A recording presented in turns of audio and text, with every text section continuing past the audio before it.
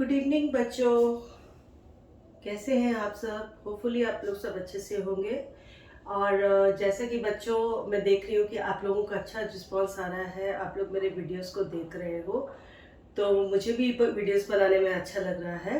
तो please videos देखते रहिए, लाइक कीजिए, सब्सक्राइब कीजिए और शेयर कीजिए। और अपने जो फ्रेंड्स आपके और भी जेटेट या सीटेट के एग्ज़ाम की तैयारी कर रहे हैं उनको भी प्लीज़ बताइए, कि ताकि वो ये सब वीडियोस को देखकर कुछ इंग्लिश लैंग्वेज के जो लेक्चर्स हैं उनको समझ सकें और इंग्लिश लैंग्वेज के बारे में वो सीख सकें। तो बच्चों, आज उसी सीरीज में आज हम लोग नया टॉपिक जो मैं लेके आई हूँ आपके लिए, वो टॉपिक है कॉम्प्रीहेंशन। कॉम्प्रीहेंशन आपका बहुत ही इम्पोर्टेंट टॉपिक है और कहीं ना कहीं कभी कभी बहुत से बच्चों को इसमें बहुत परेशानी आती है। तो कैसे कम समय में अच्छे से आप कॉम्प्रीहेंशन क्वेश्चंस जो पूछे जाते हैं उसमें किन टिप्स और ट्रिक्स का आप इस्तेमाल कर सकते हैं और उन कॉम्प्रीहेंशन के क्वेश्चंस को जल्दी से जल्दी आप सॉल्व कर सकते हैं। उसके लिए आपको अगर आप मेरा वीडियो देखेंगे तो आपको बहुत होपफुली बहुत हेल्प मिलेगी। तो जैसा कि कॉम्प्रीहेंशन की अगर हम बात करें, कॉम्प्रीहेंशन क्वेश्चंस क्यों पूछे जाते हैं? कॉम्प्रीहेंशन क्वेश्चंस आपके आईक्यू लेवल को चेक करने के लिए पूछे जाते हैं, कि खाली आपको सिर्फ प्रोस या पोएट्री की जानकारी नहीं हो कि आपको इंग्लिश लैंग्वेज की कुछ समझ भी है कि नहीं है। तो यहाँ पर अगर हम बात करेंगे तो आपकी समझ के बेस पर ये क्वेश्चन पूछे जाते हैं, कॉम्प्रीहेंशन क्वेश्चंस। और एक बात और बच्चों की, इसमें अगर आपको कॉम्प्रीहेंशन क्वेश्चंस को अच्छे से सॉल्व करना है तो उसमें सबसे आपकी दो कंडीशंस आपको जरूर फॉलो करनी होगी। पहली कंडीशन होगी, आपके लिए टेंस बहुत इंपॉर्टेंट है, और दूसरा आपके लिए जो है वो ग्रामर का जानकारी आपको होना बहुत ही जरूरी है। तो अगर मान लीजिए कि किसी कारणवश आपका टेंस का थोड़ा सा कमजोर है या आपका ग्रामर थोड़ी सी कमजोर है, तो आपको फिर भी अगर कॉम्प्रिहेंशन क्वेश्चंस है तो आपको उनको छोड़ना नहीं है। क्योंकि अगर आपको कुछ भी मार्क्स है तो आपका एक सिंगल मार्क्स काउंट होता है। तो इसीलिए बच्चों, जितना बेहतर हो सके आपको तैयारी करनी है। तो यहाँ पर कुछ ट्रिक्स और टिप्स के साथ मैं आपके सामने हूँ, ताकि वो जो आपको कॉम्प्रिहेंशन क्वेश्चंस को सॉल्व करने में आपकी हेल्प हो सके। तो बच्चों, जैसा कि मैंने लिखा, आपने बोर्ड पे देख पा रहे हैं कि कॉम्प्रिहेंशन क्वेश्चंस होते क्या है, कॉम्प्रिहेंशन की मतलब क्या है।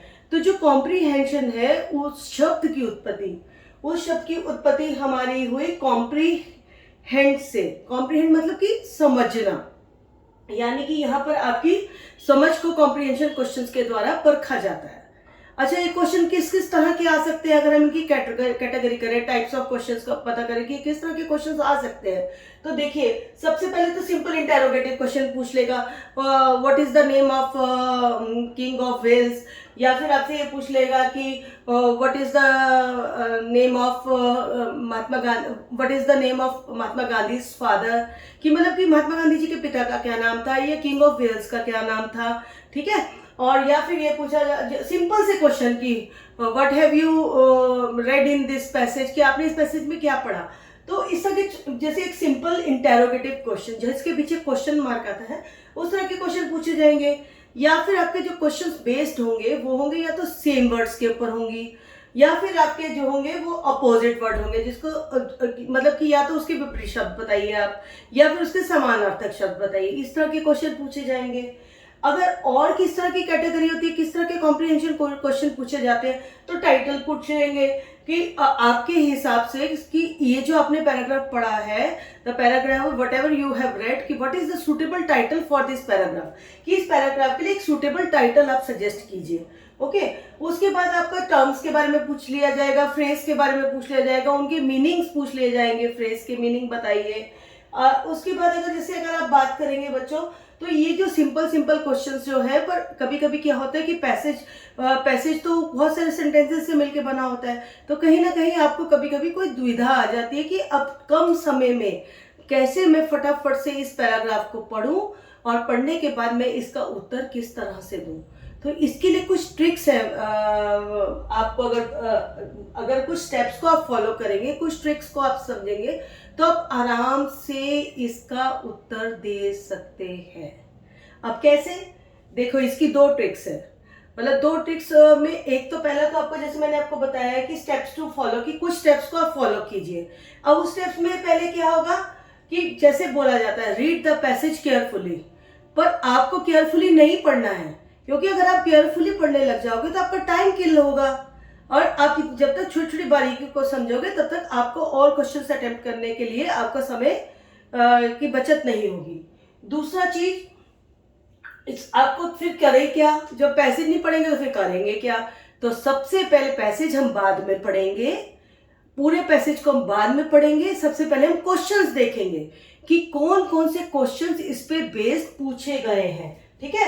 अब यहाँ पर हमने जब क्वेश्चंस को पढ़ लिया, हमने समझ लिया, अब उसके बाद हम लोग पैसेज को थोड़ा एक बार अच्छे से एक बार देख लेंगे, पढ़ लेंगे।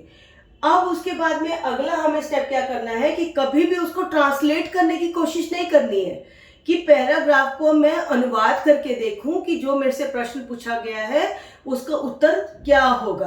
क्योंकि अगर आप ऐसा करने जाओगे तो बहुत से इंग्लिश के शब्द ऐसे हैं जिनके अनुवाद करने से उसमें उसके चेंजेस आ जाते हैं, जिससे कि आपके उत्तर पे फर्क पड़ेगा।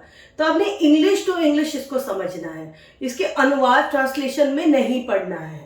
उसके बाद अगर हम बात करेंगे, आप ज्यादातर क्या होता है, कॉम्प्रीहेंशन क्वेश्चन जो होते हैं उसके बहुत सारे क्वेश्चंस के उत्तर जो होते हैं आपको पहले या दूसरे पैराग्राफ में ही मिल जाते हैं। तो पहले और दूसरे पैराग्राफ में, पैराग्राफ 1 या 2 में ही क्वेश्चन नंबर 1 का आंसर आपको मिल जाएगा।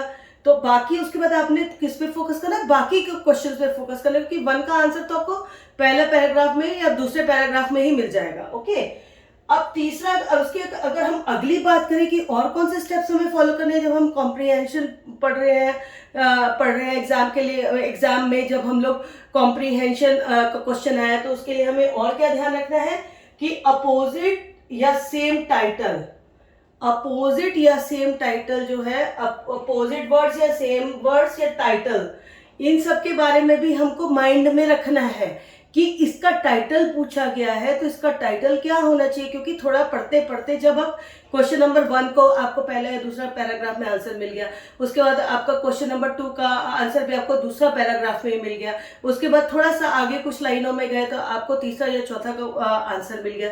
तो कहीं ना कहीं आपके माइंड में इतना पढ़ने के बाद आपको ये समझ में आ चुका होता है कि इसका टाइटल क्या होना चाहिए, ठीक है।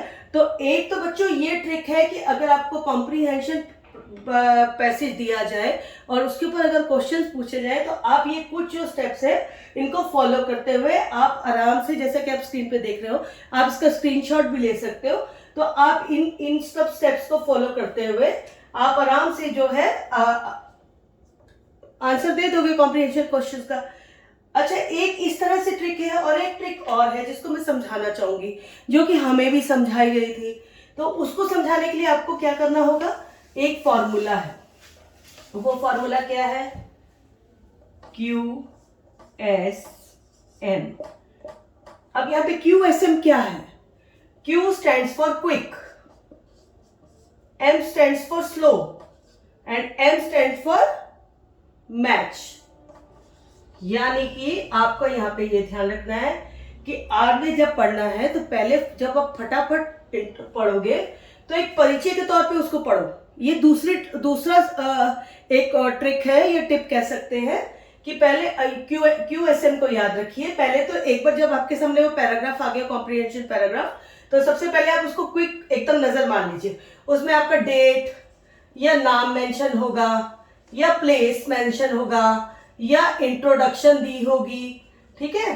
तो उसको आप फटाफट से माइंड में रख लीजिए, या फिर अगर आपके पास, आप ऑनलाइन एग्जाम दे रहे हो तो माइंड में रखना होगा, अगर आप ऑफलाइन एग्जाम दे रहे हो तो आप उसको मार्क कर लीजिए, या फिर आपके पास कोई, अगर वहां पे लिखने के लिए कोई आपके पास रफ वर्क के लिए कोई पेपर है तो आप उसमें उसको एक कोने में लिख के रख सकते हो, ताकि अगर डेट से संबंधित कोई क्वेश्चन आ जाए, नेम से संबंधित कोई क्वेश्चन आ जाए, जैसे किसी के नाम से, जैसे राजा का नाम हो गया या फिर किसी पॉलिटिशियन का नाम हो गया या लीडर का नाम हो गया, तो इस तरह से कुछ होता ना, या फिर कोई सपोज ताजमहल के बारे में पढ़ा रहे हैं तो उस तरह से कुछ क्वेश्चन आप पढ़ रहे हैं, उससे संबंधित कुछ क्वेश्चन पूछा जा रहा है, या मॉन्यूमेंट्स है, या फिर आपका कोई कंट्री के बारे में पूछा जा रहा है, या स्टेट के बारे में, तो उसको आप फटाफट से एक कागज पे लिख के रख लो अगर आप ऑफलाइन एग्जाम दे रहे हो।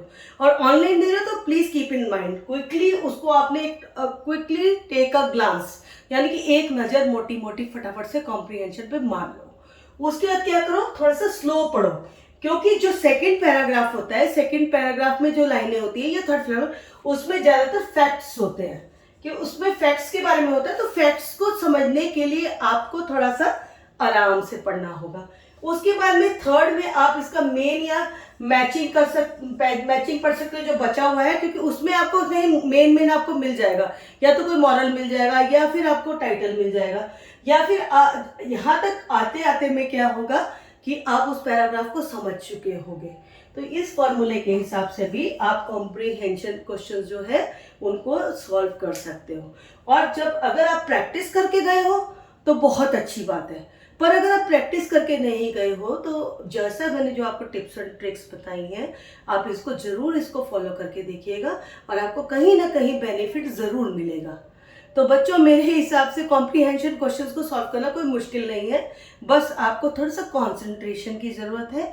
आप ध्यानपूर्वक अगर इसको पढ़ोगे तो आप आराम से इसको स्कोर कर लोगे, और बहुत अच्छे से आपके मार्क्स आएंगे। तो होपफुली मुझे लगता है कि आपको ये टिप्स मेरे काम आएंगे।